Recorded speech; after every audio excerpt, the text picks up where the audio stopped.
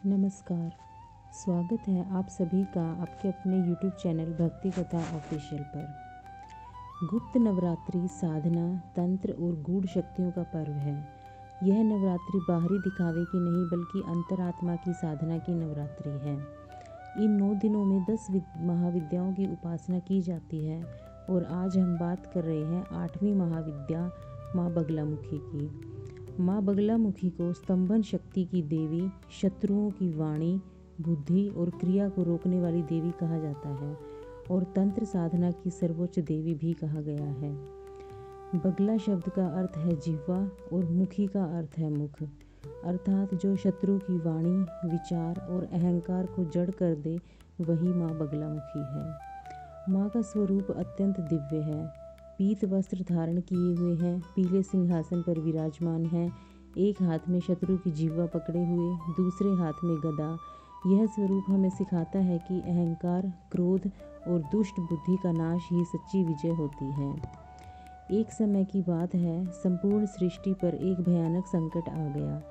एक असुर मदन ने घोर तपस्या कर ऐसी शक्ति प्राप्त कर ली थी कि उसकी वाणी से निकला हर शब्द सत्य हो जाता था। उसकी वाणी से देवताओं की शक्तियाँ क्षीण होने लगी, यज्ञ रुकने लगे और पृथ्वी पर भय व्याप्त हो गया। देवता भयभीत होकर भगवती आदिशक्ति की शरण में गए। जब संकट अपनी चरम सीमा पर पहुंचा, तब देवी ने पीत वर्ण के हरिद्रा सरोवर में प्रवेश किया। उसी क्षण आकाश पीला हो गया, जल पीला हो गया और उसी दिव्य प्रकाश से माँ बगलामुखी प्रकट हुई। माँ ने मदन असुर की वाणी को, बुद्धि को और अहंकार को स्तंभित कर दिया।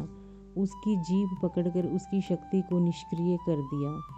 माँ बगलामुखी केवल शत्रु को नष्ट नहीं करती बल्कि अन्याय को रोकती है। स्तंभन का अर्थ केवल किसी को चुप कराना नहीं बल्कि नकारात्मक विचारों को रोकना, बुरी शक्तियों को निष्क्रिय करना और आत्मा को स्थिर करना है।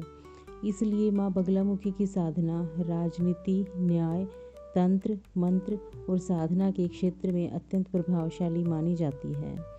जब माँ पार्वती ने शिवजी से पूछा, हे नाथ, जब संसार पर अत्याचार बढ़ जाए तब शक्ति किस रूप में रक्षा करती है? तब भगवान शिव ने कहा, हे पार्वती, तब शक्ति बगलामुखी बनकर अधर्म की गति को रोक देती है। यह वही शक्ति है जो सती के आत्मदाह के पश्चात शिव को संतुलन में लाने के लिए भी प्रकट हुई थी। गुप्त नवरात्रि के 8वें दिन माँ बगलामुखी की साधना अत्यंत फलदायी मानी जाती है। इस दिन पीले वस्त्र, पीले पुष्प, हल्दी, चने की दाल और पीले मिष्ठान अर्पित किए जाते हैं। माँ का प्रिय मंत्र है ओम ह्रीं बगलामुखी सर्वदुष्टाना वाचम मुखम पदम स्तंभम जिह्वा कीलिए बुद्धि विनाशय ह्रीं ओम स्वाहा। मंत्र को आप वीडियो में धीमी आवाज़ में 3 बार चलाकर सुन सकती हैं। माँ हमें यह सिखाती है कि मौन भी शक्ति है, संयम भी विजय है और धैर्य ही सबसे बड़ा अस्त्र है। जो व्यक्ति अपने भीतर के क्रोध, अहंकार और वाणी को जीत लेता है वही सच्चा विजेता होता है। माँ बगलामुखी की कृपा से शत्रु बाधाएं समाप्त होती हैं, कोर्ट कचहरी के मामले शांत होते हैं, नकारात्मक शक्तियाँ दूर होती हैं। एक समय की बात है, महर्षि दुर्वासा अपने तीव्र तप और प्रचंड क्रोध के लिए प्रसिद्ध थे। उनकी वाणी में इतना प्रभाव था कि उनका दिया हुआ शाप भी तत्काल फलित हो जाता था। धीरे धीरे यह दिव्य शक्ति अहंकार में बदलने लगी। एक बार देवताओं की सभा में दुर्वासा ऋषि ने कहा, मेरी वाणी ही ब्रह्मास्त्र है, जो मैं कह दूं वही सत्य हो जाता है। यह सुनकर देवता भयभीत हो गए। उन्हें चिंता हुई कि यदि तपस्वी की वाणी भी संयम से रहित हो जाए तो सृष्टि का संतुलन बिगड़ सकता है। सभी देवता एकत्र होकर आदिशक्ति की शरण में गए। उन्होंने प्रार्थना की, हे माँ, यदि वाणी पर संयम न रहे तो ज्ञान भी विनाश का कारण बन जाता है। कृपा कर इस अभिमान को रोकिए। देवताओं की पुकार सुनकर आकाश पीले प्रकाश से भर गया। हरिद्रा सरोवर से माँ बगलामुखी प्रकट हुई। माँ ने कोई युद्ध नहीं किया, कोई अस्त्र नहीं उठाया, बस अपनी स्तंभन शक्ति से दुर्वासा ऋषि की वाणी को क्षण भर के लिए स्थिर कर दिया। दुर्वासा ऋषि पहली बार अपनी ही वाणी से वंचित हो गए।